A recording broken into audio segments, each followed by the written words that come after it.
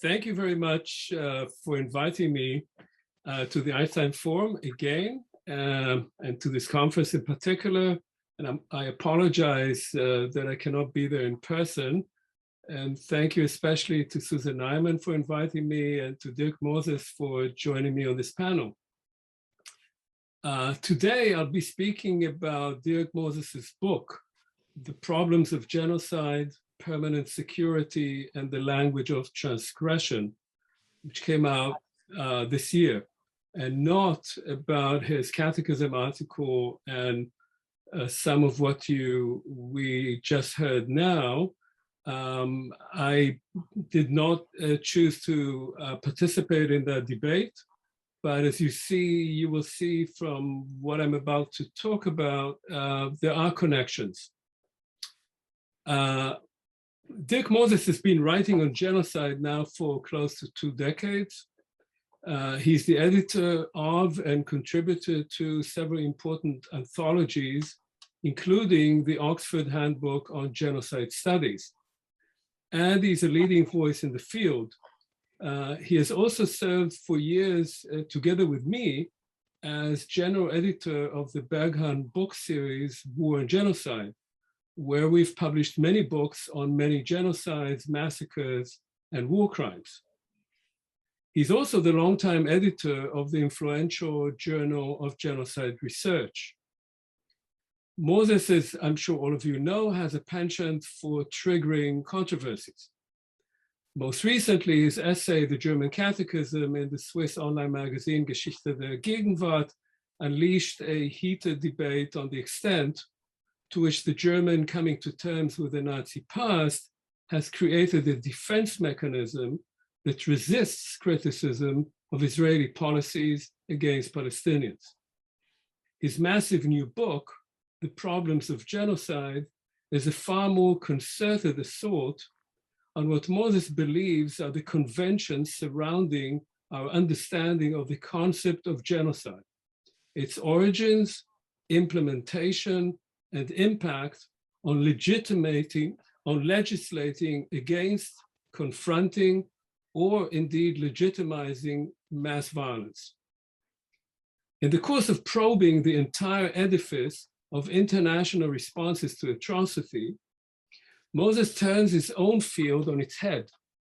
He's arguing that the invention here is, of course, in inverted commas, the invention of genocide gave license to Western violence against others under the guise of a definition invented by a Jew and a Zionist named Raphael Lemkin, whose goal was to single out the Holocaust as the only real genocide, thereby marginalizing the untold suffering of non-whites throughout the world as not quite up to par with Auschwitz.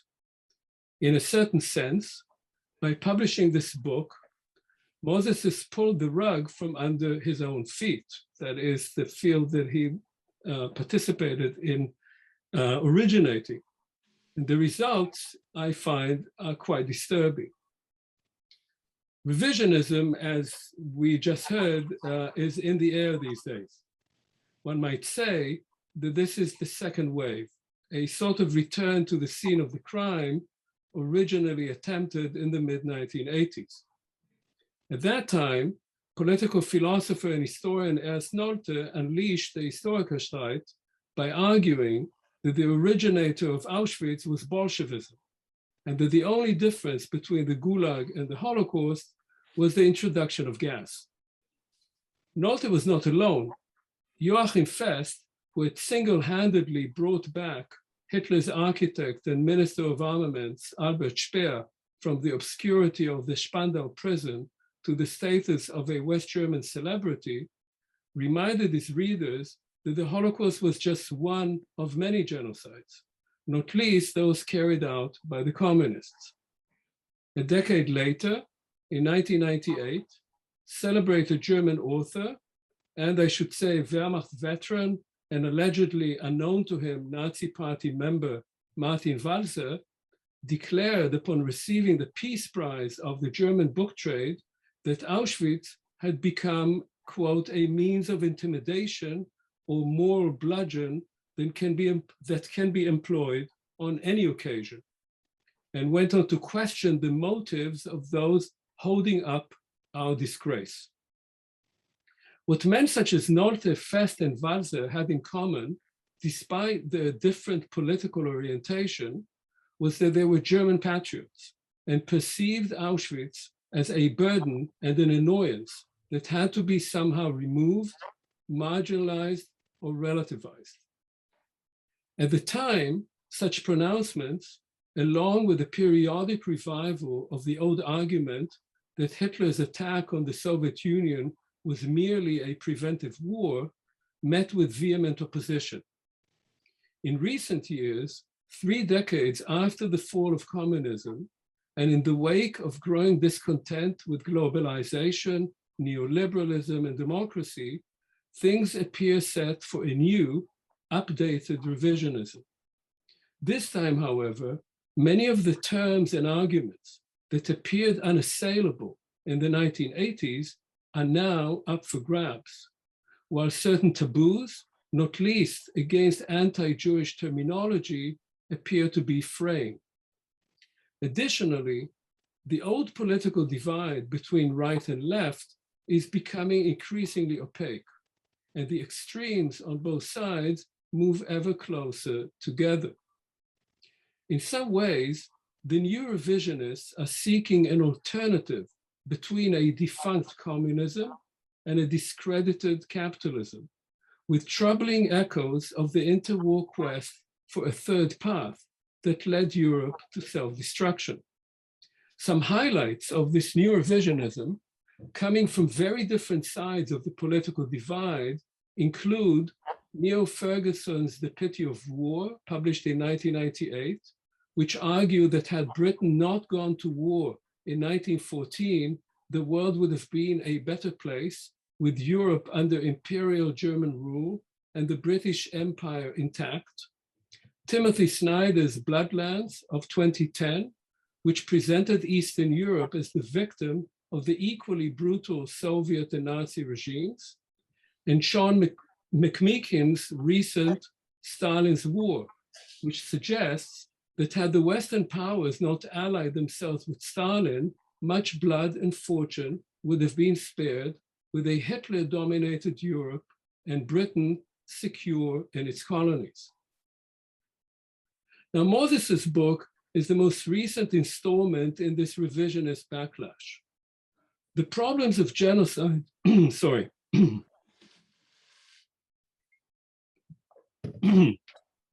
The Problems of Genocide is an erudite, complex, and in many parts quite fascinating read.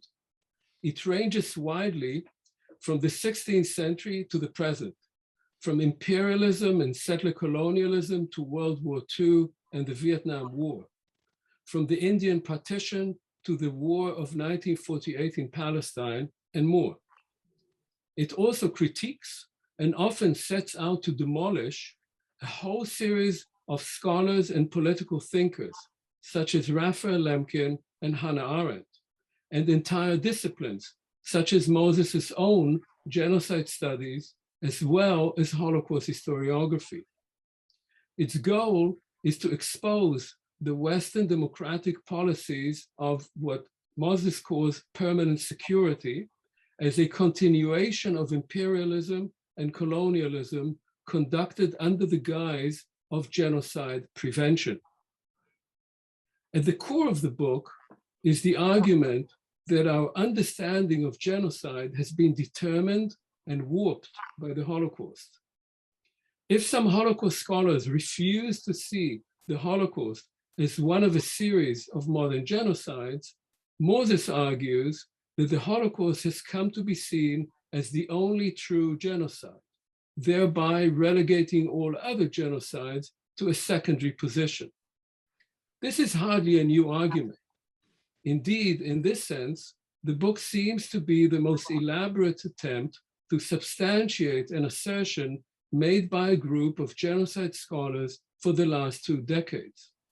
But here, Moses goes one step further, suggesting that genocide studies itself has been co-opted into the rhetoric of Holocaust uniqueness.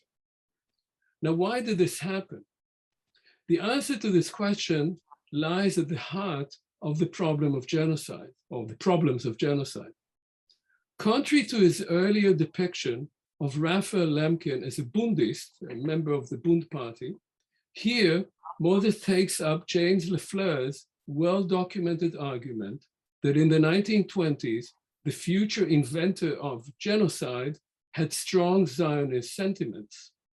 Unlike Lafleur, however, and without presenting any evidence to support this assertion, Moses goes on to argue that Lemkin was motivated by the same Zionist ideology well into the 1940s and 50s.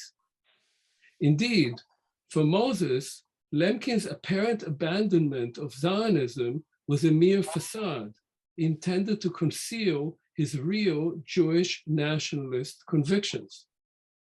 In the wake of the Holocaust and the loss of his own family, Lemkin sought international legislation against precisely this kind of mass murder.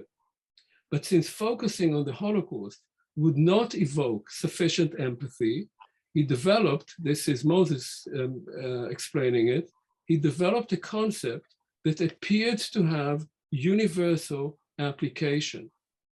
In this, suggests Moses, Lemkin was akin to a series of other Jews who professed universal sentiments while actually being motivated, understandably, by the mass murder of their own communities and families. And now I'm quoting from the text. Lemkin's achievement was to contrive a conceptual artifice that enabled a politically effective coalition to create a new reality, combining the crippling and extermination of nations in a generic notion. Far from unthinkingly eliding the differences between Jewish and non-Jewish victims, uniting them was the point of the concept. Even if some within the World Jewish Congress bristled at this joining of Jewish and non-Jewish experiences, its leadership eventually supported genocide, the term, as a means of protecting Jewish minorities after World War II. End of quote. What is more, because the definition of genocide, as eventually adopted by the United Nations in 1948, excluded the category of political persecution and focused instead only on ethnic and religious categories, it came to serve the interests of the Zionists, both by legitimizing the creation of an ethnically defined Jewish state and by preventing the definition of the expulsion of the Palestinians in 1948 as an act of genocide. And I'm quoting again. Plainly, Lemkin thought biological attacks were an irreducible component of genocide, thereby combining the World Jewish Congress and the small nations' perspectives. In this way, he could distinguish Nazi policies from Zionist and British discussions about partitioning Palestine and transferring parts of the Palestinian population to make way for Zionist settlement. In other words, the celebrated Genocide Resolution of 1948, rediscovered and lauded, especially since the fall of communism, was in fact nothing more than a Jewish Zionist plot. To be sure, both Lemkin and his creation can be seen in precisely the opposite way.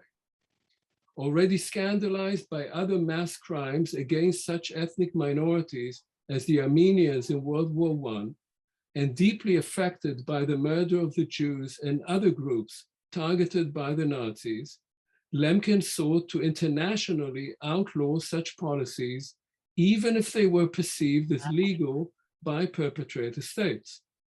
Pressures by major powers, not least the USSR, the United States, Britain, and France, whose policies vis-a-vis their own internal, imaginary, and real political opponents, minorities, and colonial subjects they did not want to come under this resolution forced a compromise that limited the definition largely to the destruction of ethnic groups as such, as the definition has it. Yet this imperfect solution did outlaw one sort of crime which had hitherto not been defined. The price of lacking such a legal definition was demonstrated in the post-war trials of former Nazis conducted in West Germany, where genocide legislation could not be applied ex post facto, leading to the murderers of thousands being charged only for individual murders, of which they were usually acquitted for lack of proven so-called subjective motivation rather than institutional engagement. So this is an alternative way of looking at the origins of this definition. Moses is interested in yet another distinction. Because the Jews were murdered for who they were, rather than for what they did, he argues, the Holocaust, and thus the conceptualization of genocide that is modeled after it, is presented as a mass hate rather than a political crime. Consequently, the killing of political opponents cannot come under genocide. Thus, while illiberal regimes seek, quote, permanent security by identifying whole groups as their enemies and can thereby be charged with genocide, liberal regimes kill their active opponents in the name of protecting democracy and can thus cynically claim to be preventing rather than perpetrating genocide. The logic of this argument is flawed, to my mind, on two counts. First, neither Hitler's nor Stalin's regimes considered their murderous policies as mass hate crimes. The Nazis instituted a Judenpolitik from the moment they came to power and were driven by a political ideology that called for the removal of Jews and other unwanted groups, which eventually meant their murder. This does not mean that the Nazis did not hate Jews, but the leaders of these policies were very clear that hate had nothing to do with it. As Reinhard Heydrich's right-hand man, Werner Best, put it, we must destroy the enemy without hating him. Wir müssen den Feind vernichten, ohne ihn zu hassen. The same scientific logic was applied by Stalin. Hate was a subversive sentiment that had to be suppressed. Things were done because of historical necessity. Vasily Grossman understood that well, which is why his post-war masterpiece, Life and Fate, could never be published in the Soviet Union. Second, the concept of permanent security can be easily replaced with the term national interest. All states define and follow their national interests. Chinese policies against the Uyghurs or in Tibet, Russian policies toward Ukraine, German policies vis-à-vis Turkey or Israel, American policies toward Iran or Saudi Arabia are all defined and modified according to existing and changing conceptions of national interests. The Nazi mass murder of the Jews was seen by the regime as a matter of national interest. So was the strategic bombing of Germany and for a period of time, the American war in Vietnam or the expulsion of the Palestinians in 1948. Some of these actions were genocide, others ethnic cleansing, others war crimes. That the perception of mass murder as being in Germany's national interest was presented at the Nuremberg Tribunal as criminal was the entire point of the undertaking. The perception of the war in Vietnam as being in the national interest was subsequently understood to have been false and to have given license to the mass killing of civilians. Applying the term permanent security to any of these does not seem to me to clarify anything, not least because none of these states ever believed that it could achieve permanent security. and such regimes as Nazi Germany never wished to achieve it, believing that permanent war was the best means to retain its national or racial vigor. The Problems of Genocide is, all things considered, marred by three major blind spots and one fundamental omission. First, its near obsession with the relationship between Jews and the invention of genocide as an outcome of Lemkin's Zionist philosophy. This is a term used by Dirk Moses. Unconsciously replicates the worst types of anti-Semitic tropes that gave rise to the horrors that Lemkin's concept, however problematic, attempted to address. Thus, writes Moses, I quote, "The UN effectively adopted the World Jewish Congress approach of making genocide resemble the Holocaust, thereby establishing a de facto hierarchy of criminality. The effect is to lessen the significance of other catastrophic forms of mass violence, like war crimes, crimes against humanity, and the collateral damage of aerial bombing," end of quote. In other words, Jewish insistence on their own victimhood was a primary cause of post-war mass crimes. Second, despite the vast historical canvas covered by the book, consciously or not, it appears to be focused on a very specific argument, which was articulated much more clearly in Moses's above-mentioned catechism essay that we just heard about more, namely that the Holocaust has, and I'm quoting, "functioned as a screen memory that blocked from view the violence and civilizational, indeed racial hierarchies on which the liberal permanent security of the West is founded," end of quote. In other words, that the memory of the Holocaust is both a cause of violence and its legitimization, not least in the case of Israel. The quote, "definition of genocide and the accompanying memory regime," writes Moses, "has come to," quote again, "enable conquest, occupation, settlement, and resource extraction, and ascribes Palestinians to the role of villains in a global drama about preventing genocide as a second Holocaust for resisting colonization of and expulsion from their land," end of quote. Lemkin's, quote, "Zionist genocide is thus a direct cause of Palestinian oppression. Third, even as Moses seeks to assign genocide, the term, to the dustbin of history, he repeatedly ascribes this very same term to multiple historical events, indicating he has in fact not been able to find any better term to describe this so-called crime of crimes.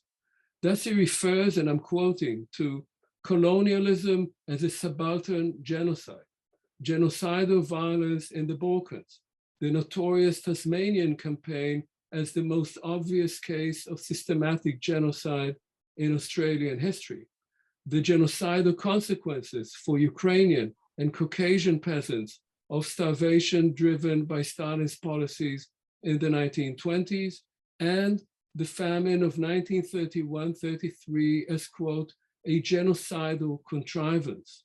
Almost all events mentioned having occurred before the term was coined. Finally, after harshly criticizing a long series of scholars, jurists, and other commentators, and rejecting the international legal edifice created after World War II, Moses fails to offer any constructive alternative. Adamantly anti-conservative, he thinks little of liberals, yet one searches in vain for any third path he might prefer. So let me conclude with the following comment. I admit to reading The Problems of Genocide with great interest and fascination, while at the same time becoming increasingly disturbed by what I perceive to be its main leitmotif. As an Israeli living and working in the United States for over 3 decades, I have been a vocal critic of Israeli policies toward the Palestinians. I do think that in Israel, the Holocaust is indeed used to indoctrinate the public into seeing any opposition to Israeli policies of occupation and oppression as anti-Semitic, and to present any perceived threat to Israel's security as genocidal, that is, potentially bringing about another Holocaust. This focus on the Holocaust in Israeli education and political rhetoric, especially since the 1980s, has greatly distorted Israeli public debates. Additionally, Israel does use the Holocaust as an international cover against all foreign criticism of Israeli policies, and presents the rest of the world as having been complicit in the genocide of the Jews by commission or omission. Indeed, this became a major thrust of Israeli foreign policy under the Netanyahu administration, fortunately defunct, with dire effect, not least in Germany.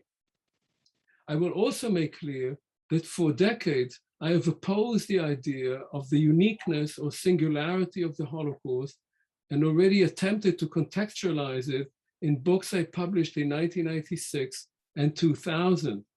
This is by now the conventional historical thinking, and there is no need to say more about that, certainly not in this forum. Yet I think that Moses's critique takes us in a highly troubling direction.